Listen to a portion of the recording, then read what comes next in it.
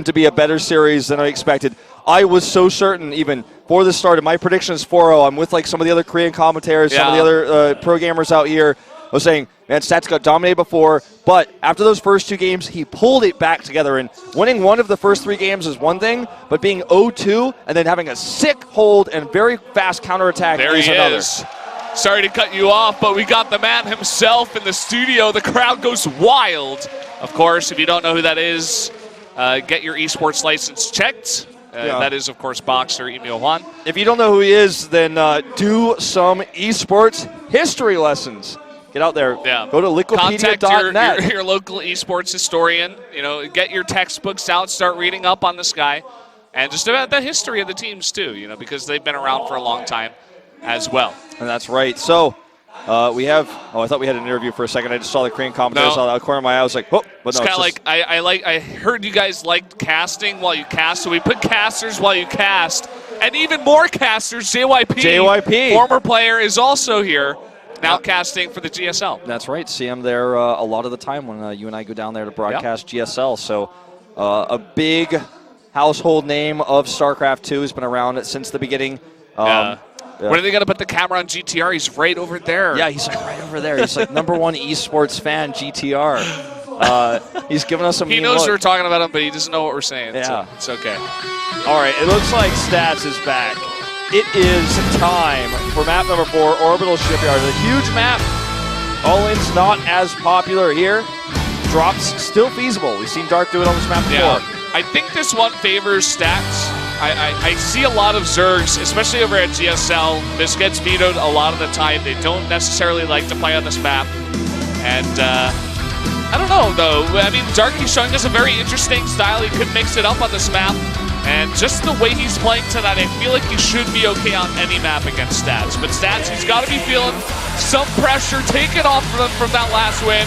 Guys, the map is loaded up, so let's jump into game number 4 on Orbital Shipyard between Dark and Stats.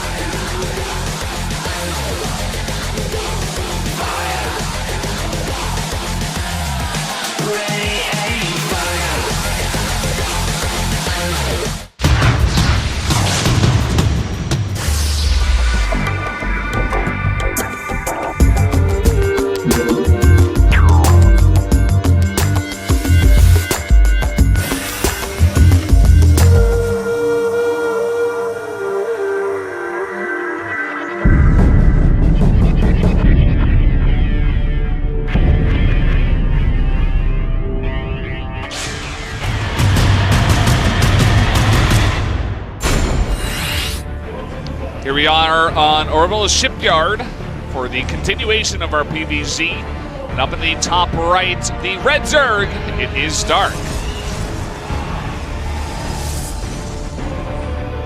2-1 lead currently against his opponent. To the bottom left, in blue, it is Stats from the team KT Rolster. Wants to tie the series up here. As you mentioned, it seems to be the Stats map. The bigger map is going to have a lot more freedom versus Dark's harassment, his Baneling drops, his Ling-heavy melee ZVP style.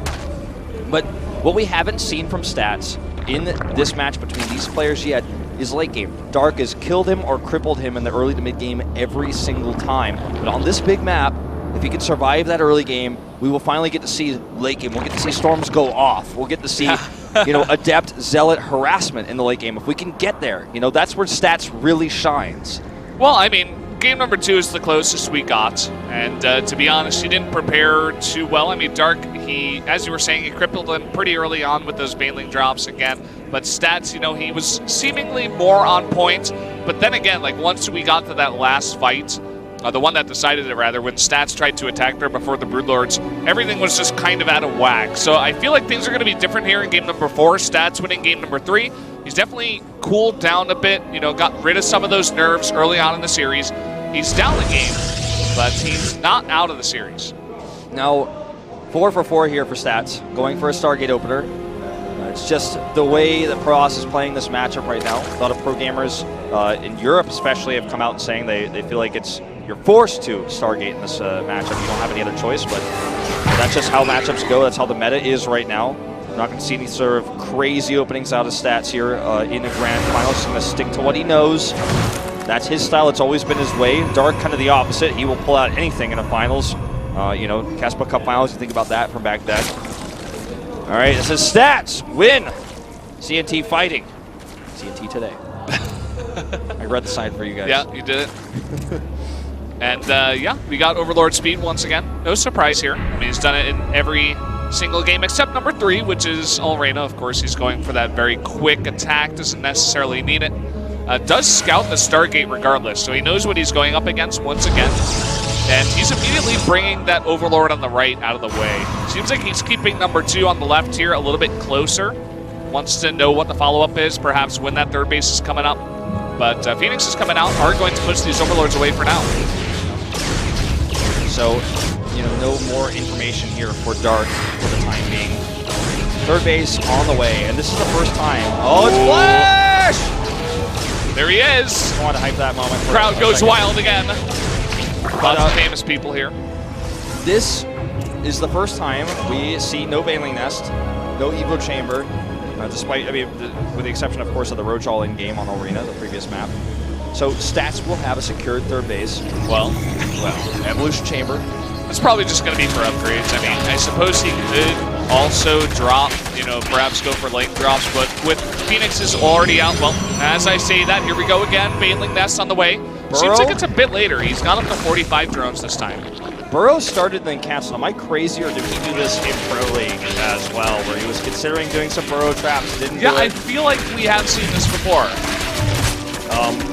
Yeah, Dark actually was using also Burrow links to deny the fourth base as well. You know, there's no observers on the map because of the Stargate openings. There were just a late robo.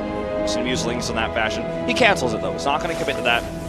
And late Baneling drops are still going to potentially be effective. We don't know if this is just going to be for drops or is this going to be for the composition that Dark likes to build. Because for years, I've been commenting Starcraft 2 in Korea for 5 years, and for 5 years until like this meta that we're seeing right now, Banelings were not used in this matchup en masse. And so for me, when I see that Baneling Nest, I always think, okay, it's a drop. He's just going to do this thing. He's got some crazy plan. Yeah. But no, this is actually just how Dark plays a matchup. He's like, no, I play a different unit comp than has ever been used before in ZVP. That's so interesting to me, man. Like, switching it up, especially over here at the finals. Like, he must have done a ton of practicing. He's had a lot of games recently in different matchups, but not too much against Protoss. So we haven't seen him play against Protoss since he played against Stats. So, I mean, his style has been hidden for so long, and he comes out with this new kind of style, new unit composition, and it's working really well so far. Stats definitely does not have the answer. He is diligently looking for Overlords here. He sends all the Phoenixes to commit to this one. He may think it's full. It's not. There is a Phoenix patrolling the bot where there's Overlords over here. One morphing for this Baneling drop. He will see it, and then he can send the rest of the Phoenixes down to defend this as well. The only thing this means for Stats negatively, I suppose, is that he doesn't have Phoenixes harassing, and it's kind of scouts it again, and we'll shut it down. This is huge. Gotta drop those Banelings out. They're all alone. I mean, the Phoenixes could just go ahead and pick them up. Totally shut down this time. So finally, he's getting in his groove, you know? Baneling speed, +1, nearly finished. Yeah, Dark's like, okay, you stop that. That's only phase 1 of the many different phases of my crazy build and unit comp. Once again, lots of Immortals being built here. I mean, they're clunky, you know, they're big, they can take a lot of shots with their barrier against the Banelings, but I feel like he should be getting Storm a little bit quicker against his composition. Yeah, I think that's one thing to keep in mind. I mean, low sentry count is also somewhat alarming. If an attack comes his way, it's going to be tougher to defend. But this is a more patient game from Dark. It's like game 2, except he didn't do damage. So if you look at the supplies, like Stats is staying even. Dark is taking a 4th base, is getting the Spire, is getting the Hive. We've seen this game already before. Charge coming out, Temple Archives. I think he's going to try to kill him before Brewlords, but this time he's going to have a better setup. I like that a lot. I like this position a lot, but decides, well, he may drop again. And Dark is not done with the drops, by the way. You thought that was it? You thought it was shut down? It is not. The Phoenixes are over here harassing the 4th base, and the Baneling drop is coming into the back door of Stats. There we go. He doesn't have anything there. There's the team. They're like, come on, Dark, make it work. There's one cannon.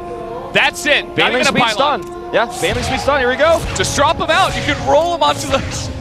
Oh, man. Okay, He here we wants go. to try to corral them into the maximum amount of damage, Yeah. but good pulls here by Stats. I don't think he's going to lose a single probe. Not a single probe goes down here. Nope, well... I mean, a lot of damage, but no kill. There you go. Looks like he nearly got 9 probes, but alas, he does not. Good reaction by Stats. Some lost mine time alone. All right, the Spire is done. The interesting part about this build from Dark is that this looks a lot like Dust Towers again. Very big map, backdoor base. Dark is playing this style, but he's playing it very Mac-oriented. He's taking bases so fast. The 4th base came out like lightning, and number 5 was nearly right after number 4. And Stats delays his 4th base for a very long time. So Dark up to 77 drones. He's been mining for a very long time. He's got an amazing economy at this point. It's hard to attack as Stats when you're up against this insanely mobile Ling composition. 97 Lings are on the map. Counterattacks are dangerous, they're terrifying. Drops as well. Now he's got a Psystorm, but instead of going for that timing attack to end the game, he's going to transition to Tempest this time. A second Stargate and Fleet Beacon. Oh, here we go, Banelings rolling in. And Overcharge is coming down. Still a lot of Banelings left over, but a nice pull by Stats, and he won't lose a single thing except some mining time. Yeah, losing a lot of health on some of those probes, so maybe if another follow-up comes in, it could be damaging here. Now, crowd goes wild when they see that Fleet Beacon. This is going to be the first late game that we see in this series. Game number 4, it's happening. And look at that, another base taken from Stats. That will actually be Dark. That will actually be his 6th base. Yeah, he's just so safe. He knows that Stats isn't moving out anytime soon. He's taking the 4th base only now. He's like, okay, he hasn't even made a single Baneling outside of the ones he's used for Harass. He's using all of his gas to tech up, and he's using these links to just do some extra damage. Coming in, hold position, and down go a bunch of probes. 6 of them going to go down, and he can trade these links. He has so much larva, so much mining, he's totally fine to do that. Big aggressive scout here for Stats. He wants to see what the tech is. He sees that there are Brood Lords out. I'm not entirely certain, though, if he saw the Ultralisk Cavern that's on the way right now. I don't think he did. I think it's actually at the backdoor expansion. But both techs available here for Dark. You can use Brood Lords and then force that transition to Tempest and then hit him hard with this huge bang with Ultralisk. We have an interesting situation coming up here. Dark going for the counterattack, and Adrenal Glands is done! And down goes your Nexus in a blink of an eye! Stats moving out of position for just 1 second, and it doesn't end there. Oh, big Ling drop over here. And he can actually morph Banelings if he wants to, once he controls this location. Banelings going into the 3rd base, meanwhile. Gonna get just 3 probes there, and this will force a warp in at home. He will clean this up. He loses cannons, but still, damage done here, keeping Stats on the defensive. Although, here he comes, he's moving out for the first time. It's pretty unbelievable the way that Dark plays this style with continuous drops, run-bys to keep the Protoss in his base. Even as Stats tries to drop, he has the perfect defense here at the backdoor base with a bunch of Lings and Banelings waiting and ready. This is the first time Stats is going to try something interesting. He's going to try to run by with these Zealots, but already the creep spread far enough out there that this is spotted, it's surrounded, and Adrenal Gland plus 2 Lings are pretty strong. Yeah, they have armor as well. Yeah, Stats has his own armor upgrades, but it's not like the Lings of old. They're just better. Adrenal Gland is better than Legacy of the Void. He has a massive amount of them, and that was a big mineral dump for Stats. And Dark's like, well, yeah, I still got my huge economy. I still have 89 drones. He's afraid of nothing. A mothership is on the way here to help Stats deal with the late game comp. He doesn't know which one he's up against yet. He keeps trying to check. Is it Ultras? Is it Brood Lords? And both are available here. Well, here we go. Link drop into the main this time. And at the same time, he's going to run by towards that 4th base. There's no defense there except the cannon. Look at this. Splitting into the backdoor expansion as well. He's going to target down that Nexus. Look how fast that goes down. That's not that many Lings. Yeah, he doesn't even have +3 yet. It's like 14 Lings. He's going to commit to it. Storms will save it just barely at 88 health. They're not accidentally attack 1 Zealot on it. It's going to die in a second. Yeah. Oh, man, she can't even believe it, Wolf. Mothership is out and ready, and this may be an interesting time where the Protoss finally gets that big death ball. It's looking somewhat like part of the Swarm, where he finally gets, a bunch of area units. He's got 6 Tempests, and he's going to try to recall over here. And really my nice. God! The Cloak recall save on the Nexus. Professor Stats found the answer. More harassment here, though, in Remain. This will be shut down. That was a sick defense on that base, so. Never seen a recall used like that Dark's before. like, okay, time to bring in the big guns. Now he's got 6 Overseers with this. Nice tag here. You see a little bit of a depth harass going on. He's going to have to kill that spine first. So +3 shouldn't be too big of a problem. Forcing some wings back. But here comes the death ball of Zerg. Heading towards that fourth base, which is almost done. You can call it the big guns, the artillery. These Broodlords are going to shell at this Nexus. And a few waves of Broodlings will finish it off. The Broodlings are about to have +3 for ground weapons. Such an interesting style out of Dark, and it's crazy how well it's working. Especially on this map, it's just doing wonders, giving Dark all the room in the world. There you go, fourth base should be gone. Storm's coming down. All he's got to do is focus that down, but it looks like he just wants to fight. He wants to kill that Mothership. He's committing to the Tempest here as well. He doesn't have enough. He's going to back off. Big harassment as well. I think really starting to tempt him to just say, okay, this is not the commitment I want. I already killed the Nexus. I don't want to lose my army for this, even with the bank I have. Zealots here at 3-2 upgrades are just so difficult to kill. And here we go, stats on the chase. The Broodlords are all alone. Where are the Corruptors? Looks like they're finally coming back. This will be able to push stats back for now. But again, constant harassment. He shut down this one mining base, making it a bit harder for Dark to keep his macro up. Someone forgot to unbind the Swarm host. One of them on the way here, but 17 Corruptors, 2 Infestors. Infestors can not only lock these units in place to secure the kills with the Corruptors and Broodlords, but they also reveal cloaked units. So it's going to be very effective at stopping the death ball that Stats himself is trying to build here. And a lot of Void Rays being added to deal with the Corruptors. They're also going to be very effective versus the Ultras. There are only 6 Queens on the map. Not a lot of transfuses available here. Yeah, I would love to see him add in some more. It looks like he's just going with that ultimate composition. You know, not adding in that many queens. You can see Stats' face. They're very, very focused, doing a million things at once. Look at this. Actually, like 6 of 6 queens are right here. If you wanted defense, well, you got it. There you go. Surveys say 6 of 6 that queens would go to this location. That just would not die. SKT coach here, looking on. Uv must be pretty proud of his young player Dark doing so well in the finals here. He and Box are basically the 2 fathers of Dark, taking care of him, watching him. All right, this is a dead drop. I'm so sorry. All the Corruptors are out of position, but Stats doesn't have a follow-up. You can't punish this. No, too big of a map. 23 Corruptors here. I'm not even kidding. I'd love to see a Nexus to the top right in that Fog of War for recalls aggressively to be used to attack. That would be pretty cool. Because his army is slow. He can afford it at this point. Yeah, sure. He's out of money, but I mean, he's kind of he couldn't punish that Corruptor move out because his army's too slow. It has to always be together. DT's coming out here. There's Spores set up, but he's got +3, so he can kill those pretty quickly. You know, I'm kind of surprised it's this late. I think he got that Dark Shrine much earlier on in the game, but now it looks like he does want to commit to that. Obviously wanted to spend his gas elsewhere up until now. This base here, just one Corruptor has spotted it and is marking his territory over there. Dark, most famous for his Corruptor play, actually, in ZBT, and now showing us the uses of them in this match as well. So a lot of Tempest here, and Void Rays are also going to do a serious number on these Ultras. This is Cloak, but there are a lot of Overseers coming in. He's going to commit. That's not enough Overseers. He needs to get them in the back so they have the detection, so they cannot be sniped here.